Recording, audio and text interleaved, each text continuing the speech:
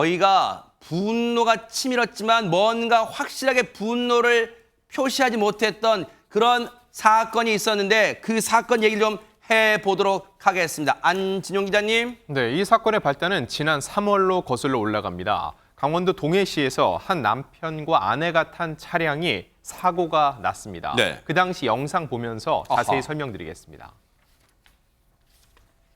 새벽 시간 빠른 속도로 달린 한 승용차가 와. 굴다리 벽을 그대로 들이받습니다. 어머. 충격이 얼마나 컸던지 보시는 것처럼 차량 뒷바퀴가 들릴 정도였는데요. 그러네요. 당시 운전자인 남편은 골절상은 입었지만 사망은 이르지 않았습니다. 반면 조수석에 탔던 40대 아내는 사망하고 말았습니다.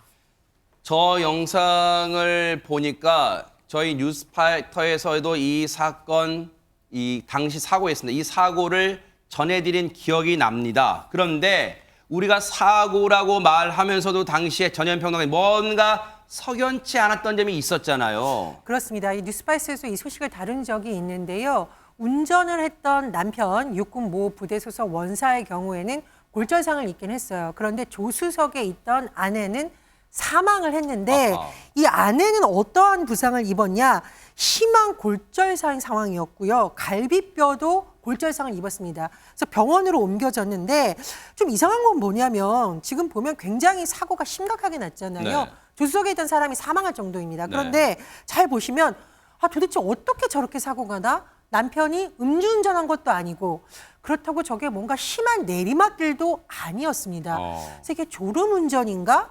운전 미숙인가를 고려한다 하더라도 여러 가지 의문이 제기됐었는데요. 네. 그런데요. 네. 자, 최근 새로운 소식이 전해졌습니다. 뭘까요? 군 당국에서 이 사고를 낸 남편을 지난 23일 살인, 사체, 유기 혐의로 구속을 한 겁니다. 어머, 살인과 사체유기라면 당시 상황이 하재근 평론가님, 우리가 처음에 알았던 과속에 의한 사고, 교통사고가 아니라는 거잖아요, 지금. 예, 그렇게 이제 이야기가 나온 건데 당시 사고 때부터 이상한 부분들이 있었거든요. 아하. 일단 그 아내가 심한 발목 골절이 있어서 뼈가 피부를 뚫고 나왔는데 그 정도면 혈흔도 많이 나왔어야 되거든요. 아하. 근데 혈흔의 자국이 적었습니다.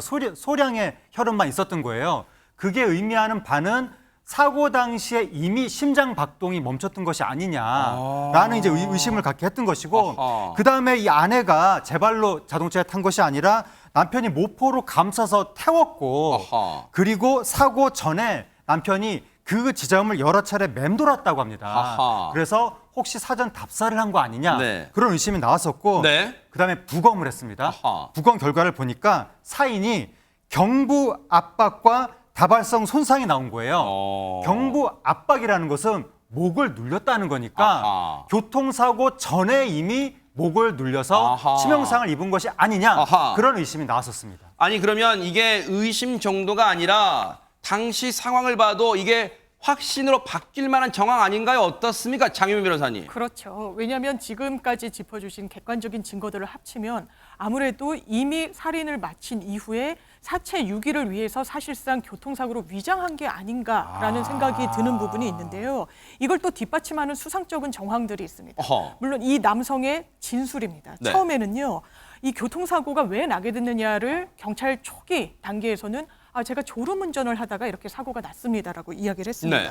그런데 공식 수사 전환이 되자 수차례 말을 바꾸기 시작합니다. 일단 유족 측에 따르면요. 이 남편이 군 당국에 처음에 이렇게 얘기했다는 겁니다. 아내가 극단적인 선택을 했다. 그런데 두 아이의 엄마이기 때문에 아이들에게는 이 모습을 절대로 보여줄 수가 없는 상황이었다. 그래서 병원으로 옮기기 위해서 이동을 하다가 교통사고가 났다. 아까 졸음운전과는 완전히 진술의 괴리가 상당히 있는 거죠. 네. 그런데 또 이 유족분들의 주장을 보면요. 일단 이 아내, 두 자녀의 엄마이고요. 평소에 굉장히 아이들 교육에 많은 신경을 쓰는 그 엄마였다라고 합니다. 그래서 극단적인 선택을 한다거나 아니면 그런 징후가 보이는 바가 전혀 없었기 때문에 이런 부분이 전부 의심스러운 상황입니다. 자, 지금 군 수사당국은 남편에게 살인과 사체 유기 혐의로 일단 구속했어요. 그러면 남편이 아내를 살해한 게 맞다면 부부 사이에 이런 끔찍한 일이 벌어질 만한 혹시 단초 그런 일이 있었을까요? 어떻습니까?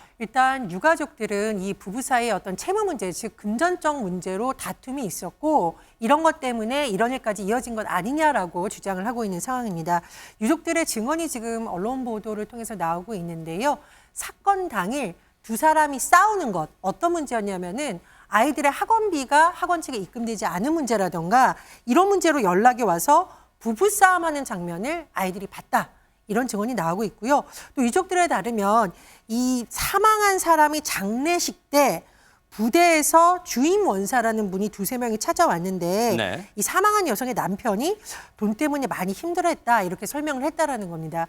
그리고 또 다른 뭐 언론 보도에 따르면 네. 또는 유족들의 말에 따르면요. 이 남편이 사고 전에 군 간부를 대상으로 전세 대출을 따서 다른 용도로 사용하다가 네. 적발이 됐다라고 합니다. 그래서 대칭 부분 반환해야 할 상황인데 결론을 요약해 보자면 이런 재무적인 문제 때문에 싸움하다가 이런 일까지 번진 건 아니냐는 주장이 나오고 있습니다.